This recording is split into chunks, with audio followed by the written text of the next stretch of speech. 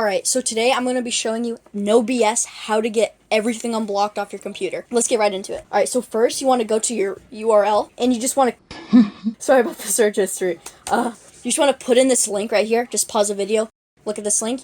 You want to enter it, just hit OK. And then you want to put in this email. google@d11.org. Then just enter that. And then do this little, make sure you're not a clank or whatever. So this one just TINES. Yep, and you just put that in. Then you're going to go to sign in options. Then hit sign in with GitHub. If you have GitHub blocked on your school computer, you're fucked. Like, you can't do it. I'm sorry. Sorry about that if you don't. And then you just want to go down here and go to privacy. Then scroll all the way down. Go to blog.